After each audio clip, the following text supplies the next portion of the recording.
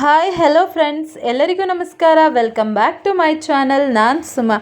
ಇವತ್ತು ನಾವು ಸಿಂಪಲ್ ಆಗಿ ಮನೆಯಲ್ಲಿರುವಂಥ ಇಂಗ್ರೀಡಿಯೆಂಟ್ಸಿಂದ ಕಬಾಬ್ನ ಹೇಗೆ ಮಾಡ್ಕೊಳ್ಳೋದು ಅಂತ ನೋಡ್ಕೊಳ್ಳೋಣ.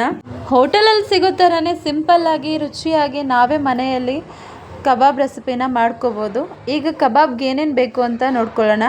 ಇಲ್ಲಿ ನಾನು ಅರ್ಧ kg ಅಷ್ಟು ಚಿಕನ್ ತೊಗೊಂಡಿದ್ದೀನಿ, 2 ಟೇಬಲ್ ಸ್ಪೂನ್ ಕಾರ್ನ್ಫ್ಲೋರ್ ತೊಗೊಂಡಿದ್ದೀನಿ, 3 ಟೇಬಲ್ ಸ್ಪೂನ್ ಮೈದಾ ಹಿಟ್ಟು, 1 ಟೇಬಲ್ ಸ್ಪೂನ್ ಶುಂಠಿ ಬೆಳ್ಳುಳ್ಳಿ ಪೇಸ್ಟು ಮತ್ತು 1 ಮೊಟ್ಟೆ ತೊಗೊಂಡಿದ್ದೀನಿ, 1/4 ಟೀ ಸ್ಪೂನ್ ಅರಿಶಿನ ಪುಡಿ ತೊಗೊಂಡಿದ್ದೀನಿ, ಅರ್ಧ ಟೀ ಸ್ಪೂನ್ ಜೀರಿಗೆ ಪುಡಿ, 1 ಟೀ ಸ್ಪೂನ್ ಧನಿಯಾ ಪುಡಿ ತೊಗೊಂಡಿದ್ದೀನಿ, 1 table spoon red chilli powder ತೊಗೊಂಡಿದ್ದೀನಿ, 1 ಟೀ ಸ್ಪೂನ್ ಗರಂ ಮಸಾಲ ತೊಗೊಂಡಿದ್ದೀನಿ, 1/4 ಟೀ ಸ್ಪೂನ್ ನಾನಿಲ್ಲಿ ಮೆಣಸು ಪೌಡರ್ ತೊಗೊಂಡಿದ್ದೀನಿ, ಇಲ್ಲಿ 1 ನಿಂಬೆಹಣ್ಣು ತೊಗೊಂಡಿದ್ದೀನಿ, ಕೊತ್ತಂಬರಿ ಮತ್ತು ಹಸಿಮೆಣಸಿನ್ಕಾಯಿ ಕರಿಬೇವು 3 ಚಿಕ್ಕ ಚಿಕ್ಕದಾಗಿ ಕಟ್ ಮಾಡಿ ಇಟ್ಕೊಂಡಿದ್ದೀನಿ, ರುಚಿಗೆ ತಕ್ಕಷ್ಟು ಉಪ್ಪು.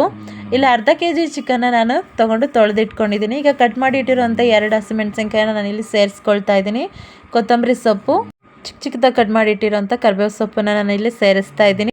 ಈಗ ಎಲ್ಲ ಮಸಾಲಾನು ಕೂಡ ನಾನಿಲ್ಲಿ ಹಾಕ್ಕೊಂಡು ಅದ್ರ ಜೊತೆಗೆ 1 ಟೇಬಲ್ ಸ್ಪೂನ್ ಅಷ್ಟು ನಾನಿಲ್ಲಿ ಶುಂಠಿ ಬೆಳ್ಳುಳ್ಳಿ ಪೇಸ್ಟನ್ನು ಹಾಕ್ಕೊಳ್ತಾ ಇದ್ದೀನಿ, 2 ಟೇಬಲ್ ಸ್ಪೂನ್ ಅಷ್ಟು ಕಾರ್ನ್ಫ್ಲೋರ್, 3 ಟೇಬಲ್ ಸ್ಪೂನ್ ಅಷ್ಟು ನಾನು ಮೈದಾ ಹಿಟ್ಟು ಹಾಕಿದ್ದೀನಿ, ರುಚಿಗೆ ತಕ್ಕಷ್ಟು ಉಪ್ಪು ಹಾಕ್ಕೊಂಡಿದ್ದೀನಿ. ಇವಾಗ 1 ಮೊಟ್ಟೆನ ನಾನಿಲ್ಲಿ ಒಡೆದು ಸೇರಿಸ್ಕೊಳ್ತಾ ಇದ್ದೀನಿ. ಈಗ ನಾನು ಇದನ್ನು ಚೆನ್ನಾಗಿ ಕೈಯಲ್ಲಿ ಮಿಕ್ಸ್ ಮಾಡ್ಕೊಳ್ತೀನಿ. ಮಸಾಲ ಎಲ್ಲ ಚಿಕನ್ಗೆ ಚೆನ್ನಾಗಿ ಹೊಂದ್ಕೋಬೇಕು. ಈ ಸಮಯದಲ್ಲಿ ನಾನಿವಾಗ ಅರ್ಧ ನಿಂಬೆಹಣ್ಣು ರಸನ ನಾನಿಲ್ಲಿ ಇದಕ್ಕೆ ಹಾಕ್ಕೊಳ್ತೀನಿ. ಈಗ ಇದನ್ನು ಚೆನ್ನಾಗಿ ಮಿಕ್ಸ್ ಮಾಡಿಕೊಂಡು ನಾನು ಇದನ್ನು ಅರ್ಧ ಗಂಟೆ ಇದನ್ನು ರೆಸ್ಟಲ್ಲಿ ಇಡಬೇಕು. ಅರ್ಧ ಗಂಟೆ ಆದಮೇಲೆ ನಾವು ಇದನ್ನು ಎಣ್ಣೆಗೆ ಹಾಕಿ ಫ್ರೈ ಮಾಡ್ಕೋಬೋದು.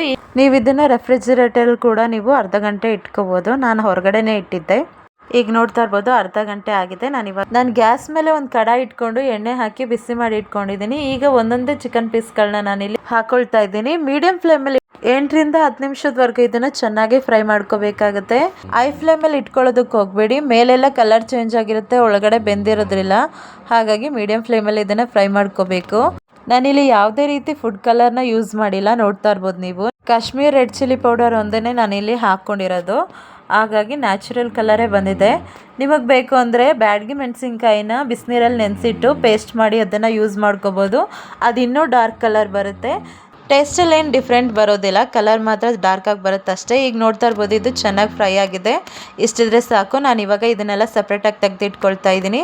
ಈಗ ಮಿಕ್ಕಿರೋದನ್ನು ಕೂಡ ಅದೇ ರೀತಿಯಾಗಿ ನಾನು ಎಣ್ಣೆಲೆ ಹಾಕ್ಕೊಂಡು ಇದನ್ನು ಕೂಡ ಚೆನ್ನಾಗಿ ಫ್ರೈ ಮಾಡಿಕೊಂಡು ಗೋಲ್ಡನ್ ಕಲರ್ ಬರೋವರೆಗೂ ನಾನು ಫ್ರೈ ಮಾಡ್ಕೊಂಡು ಇದನ್ನು ಸಪ್ರೇಟಾಗಿ ತೆಗೆದಿಟ್ಕೊಳ್ತೀನಿ. ಮನೇಲಿರೋಂಥ ಸಾಮಗ್ರಿಗಳನ್ನು ಬಳಸಿ ಚಿಕನ್ ಕಬಾಬ್ನ ನಾವೇ ಮನೆಯಲ್ಲಿ ಸಿಂಪಲ್ ಆಗಿ ಟೇಸ್ಟಿಯಾಗಿ ರೆಡಿ ಮಾಡ್ಕೋಬೋದು. ಹೊರಗಡೆ ಕಬಾಬ್ ತಂದು ನಾವು ತಿನ್ನೋದಕ್ಕಿಂತ ಈಗ ಮನೆಯಲ್ಲಿ ನಾವೇ ಹೆಲ್ತಿಯಾಗಿ ನಾವೇ ರೆಡಿ ಮಾಡ್ಕೋಬೋದು. ಈಗ ಚಿಕನ್ ಕಬಾಬ್ ರೆಸಿಪಿ ರೆಡಿ ಆಗಿದೆ. ನೋಡ್ತಾ ಇರ್ಬೋದು, ನಾನು ಒಂದು ಪೀಸ್ ತಗೊಂಡು ನಿಮಗೆ ಕಟ್ ಮಾಡಿ ಕೂಡ ತೋರಿಸ್ತೀನಿ. ನೋಡ್ತಾ ಇರ್ಬೋದು ಈಗ ಮೇಲೆಲ್ಲ ಕ್ರಿಸ್ಪಿಯಾಗಿ ಒಳಗಡೆ ಸಾಫ್ಟ್ ಆಗಿ ಟೇಸ್ಟಿಯಾಗಿ ಸೂಪರ್ ಆಗಿ ಬಂದಿದೆ ಅಂತ. ಈ ರೆಸಿಪಿ ನಿಮ್ಗೆ ಇಷ್ಟ ಆಗಿದ್ರೆ ಮನೆಯಲ್ಲಿ ಟ್ರೈ ಮಾಡಿ. ಹೇಗೆ ಬಂತು ಅಂತ ನನಗೆ ಕಮೆಂಟ್ ಮೂಲಕ ತಿಳಿಸಿ. ಲೈಕ್ ಮಾಡಿ, ಶೇರ್ ಮಾಡಿ. ಇನ್ನೂ ಹೊಸ ರೆಸಿಪಿಗಳಿಗಾಗಿ ARS ಕಿಚನ್ ಚಾನಲನ್ನು ಸಬ್ಸ್ಕ್ರೈಬ್ ಮಾಡ್ಕೊಳ್ಳಿ. ಪಕ್ಕದಲ್ಲಿರುವಂಥ ಬೆಲ್ಲೈಕನ್ನ ಪ್ರೆಸ್ ಮಾಡಿ. ಆಗ ನಾನು ಹಾಕುವಂಥ ಹೊಸ ರೆಸಿಪಿಗಳ ವಿಡಿಯೋ ನಿಮಗೆ ಮೊದಲು ಬಂದು ಸೇರುತ್ತೆ. ಈ ವಿಡಿಯೋ ನೋಡಿದ್ದಕ್ಕಾಗಿ ನಿಮ್ಮೆಲ್ಲರಿಗೂ ಧನ್ಯವಾದಗಳು.